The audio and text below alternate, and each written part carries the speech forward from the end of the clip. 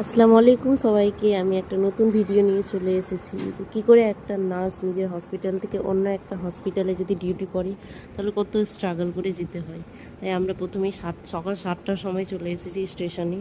ট্রেনের ওয়েট করছি, সামনে দেখতেই পাচ্ছ আমার বান্ধবীগুলো ওয়েট করছে। আমরা এক জায়গায় দাঁড়াইনি, কারণ এখানে জায়গা পাওয়া অনেক প্রবলেম হয়, যেহেতু লোকাল ট্রেন ধরবো তাই আরও একটু প্রবলেম হয়।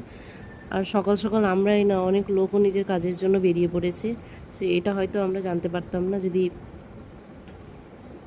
নিজে থেকে এরকমভাবে স্ট্রাগল করে ডিউটিতে না যেতাম। ট্রেনের কথা বলতে বলতে ট্রেন এসে গেছে আমাদের। আমি যে ভিডিও করছি এটা দেখে কিন্তু ট্রেন চালকটাও মজা নিচ্ছে, বা তিনিও হয়তো আসতে চাইছেন আমাদের ভিডিওতে, কিন্তু কিছু করার নেই। সেই কাঁচের জানলাটার জন্য কোনো কিছু বোঝা যাচ্ছে না।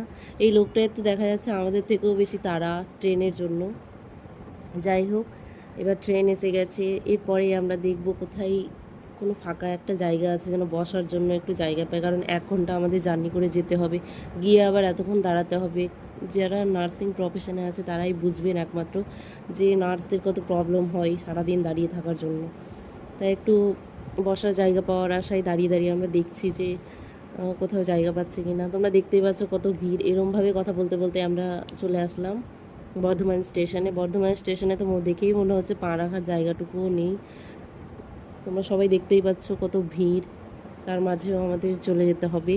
তাই আমরা তো আর এখানেই থেমে থাকবো না, যতই ভিড় হোক যতই স্ট্রাগল হোক, কিন্তু আমাদের মজাটা না কম হয়, এটাই হয়ে যাচ্ছে আসল কথা। তাই মজা করতে করতে আমরা ডিউটি করতে চলেই যাচ্ছি।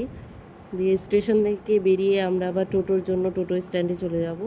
ওখানে আবার টোটোর দাদাদের সঙ্গে বার্গেনিং করতে হবে ভাড়া নিয়ে, কারণ এটা যেহেতু প্রতিনিয়ত আমাদের যেতে হয়, তাই বেশি ভাড়া দিয়ে তো লাভ নেই, যতটা দরকার ততটাই দিতে হবে। এরম বলতে বলতেই টোটোর কাছে পৌঁছে গেলাম এবং একটা দাদাকে পেলাম, একটু ভালো করে বুঝিয়ে দাদা মেনেও গেলেন আমাদের ভাড়াটা ঠিকঠাকভাবে নেওয়ার জন্য। দেখতে পাচ্ছ সকলেই যাচ্ছে, এমনকি আমাদের সিনিয়র দিদিগুলোও যাচ্ছেন সেখানেই ডিউটি করতে। এবার আমরা টোটোতে চেপে যাব। এই তো আমাদের টোটোটা। এই টোটোতে আমরা টোটাল 7 জন বসেছিলাম একটা টোটোয়।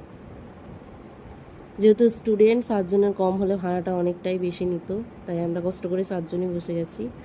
এবার বলতে না বলতে আমরা আবার হসপিটালেও চলে আসলাম, একবারেই স্টেশন থেকে ডাইরেক্ট হসপিটাল। এখন কাল্পনিক একটা ব্যাপার, কিছু না, মিডিলে ভিডিওটা নেওয়া হয়নি তাই। হসপিটালে দেখতে পাচ্ছ আমরা চলে যাচ্ছি, আমাদের আগে পেশেন্টের ভিড় লেগে পড়েছে হসপিটালে। এই রুমটাই দেখতে পাচ্ছ, এই রুমটা হচ্ছে আমাদের মজা করার রুম ধরতে পারো। খাওয়া দাওয়া মজা যত কিছু হয় সব এই রুমেই হয়, এমনকি মজা করার জন্য গালগুলো এই রুমে এসেই খাই আমরা ম্যামের থেকে। তাও কিছু করার নেই, এটা আমাদের একটা জীবনের পার্ট। তাও এত কিছুর মাঝেও আমাদের মেয়েদের একটা পছন্দের খাবার হলো ফুচকা, সেটা খাওয়ার জন্য বেরিয়ে পড়েছি সকলে। এটা কিন্তু ম্যাম জানে না, আমরা লুকিয়ে বেরিয়ে পড়েছি। এই দেখতেই পাচ্ছ মজা করতে করতে যাচ্ছি। ফুচকার দোকানটা একটু দূরেই ছিল, তাই ভাবলাম যে এমনি হেঁটে তো আর লাভ নেই, একটু মজা করতে করতেই যাই। তাই এই বান্ধবীটা আবার নাচতে শুরু করেছে ফুচকা খাওয়ার জন্য, মনে হচ্ছে কত বছর থেকে যে ফুচকাটা খাইনি। এরমভাবে গল্প করতে করতে আমরা ফুচকার দোকানের কাছে পৌঁছে যাব।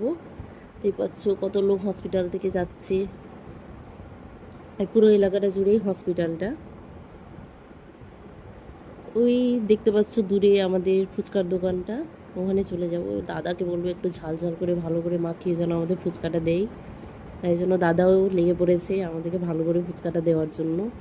দেখো কত লঙ্কা দিচ্ছে এবার, বলেছি তাই। এই তো লঙ্কা দিয়ে দিল, সঙ্গে ছোলাও দিয়ে দিল, কারণ ছোলাটা না থাকলে আবার ফুচকা অসম্পূর্ণ থাকে। অনেক জায়গায় কাঁচা পেঁয়াজ দেয় না, কিন্তু কাঁচা পেঁয়াজ দিলে ফুচকাটা একটু টেস্ট বেড়ে যায়।